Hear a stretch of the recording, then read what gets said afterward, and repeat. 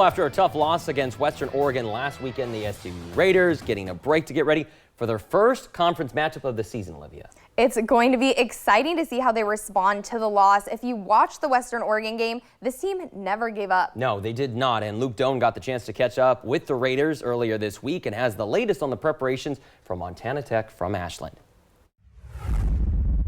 It's an empty Raider Stadium behind me as Burke Brown and the boys, they have the weekend off as they get ready for number 11 ranked Montana Tech. This bye week, it comes at an ideal time as the Raiders prepare for their first Frontier Conference matchup.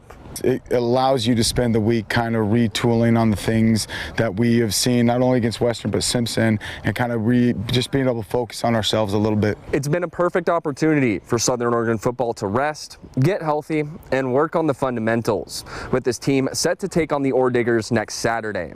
The Raiders, they know they won't come away with a win on the field without doing all the little things right, especially with a bunch of new faces on the offensive line thanks to several injuries over the first 2 weeks. It's a very green group that got thrown in against a very physical, experienced Western Oregon defensive line and linebacking core. Thankfully, this Raiders team is loaded with experience and talent at the wide receiver group, which will look to take the load off of the front five. We always just are on the same page about things, and so that helps. And then just playing off each other and going into each other's strengths and stuff. After having one of the best games by an SOU receiver in recent years against Simpson, Brandon Barthel and Trevor Jasko each collected 7 more catches against Western Oregon a week ago. They look to sustain that level of success against the Tech squad that's put up at least 30 points through the first 2 games. Earlier this week, I had the chance to speak with Asher Lindy, the radio voice for this Montana Tech team. He's been covering them for the last 3 years and says this team might be the best one the program has seen in that time span. Bias aside, if they play like that all year, they are 1,000% a national championship contender.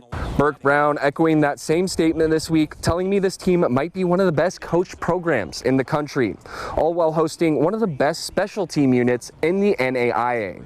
2 weeks ago, this Tech unit put up 14 points in their Week 1 win over number 5 Montana Western, courtesy of Levi Torgerson, who had a punt and kickoff return for a touchdown. He also took one back against the Raiders last year. This Ore Digger team will challenge the Raiders at every level next Saturday, but could also lead to another exciting opportunity. In terms of an opponent, Southern Oregon's been a top tier opponent for Tech since I've been here, and I think it'll be the same way. Whoever comes out of this game with the win is going to set themselves up really nicely for a shot at the conference title and playoff berth at the end of the year. In Ashland, I'm Luke Doughton. Well, we got a long time before the playoffs get there, but while the Raiders get the weekend off, Olivia, I think many people at home wish they could. And the rest of the nation back at the D1 level had to kind of hold their breath in silver of these games today. A lot of exciting games across the nation. Yeah, a lot of high blood pressure down south in the SEC. Let's start with Clemson and Georgia Tech. You take it away, Brett. Yeah, in the land of the Yellow Jacks, taking on number 12 Clemson. Georgia Tech in the lead midway through the third quarter, but not for long.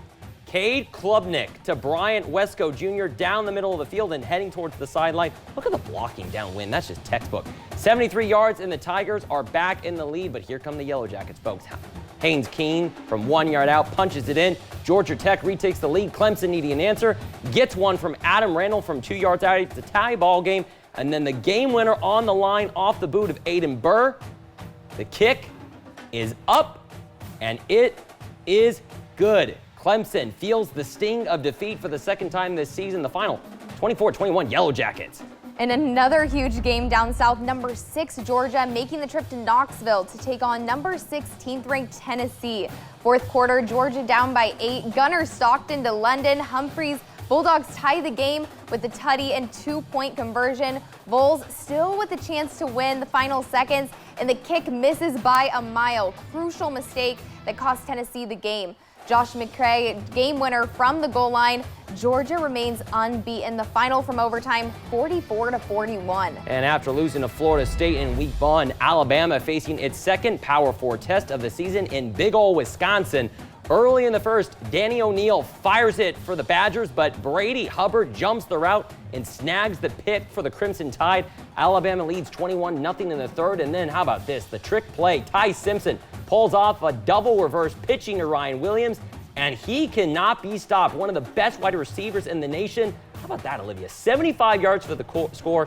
This kid is special, could be a potential top wideout receiver in the NFL at some point in his career. Alabama takes this one 38-14, claiming their first Power 4 victory of the season. And a battle of Texas, UTEP, and number 7 Texas. Arch Manning still figuring things out on the field. First quarter, Manning not going to the air, but going with his legs for the 2-yard score. Longhorns in front. Now fast forward the fourth. Manning this time decides to go to the air. Quick little 4-yard strike to Ryan Wingo. Still not the best start for the young QB, who is still searching for answers, but Texas getting the job done. The final 27-10 Longhorns.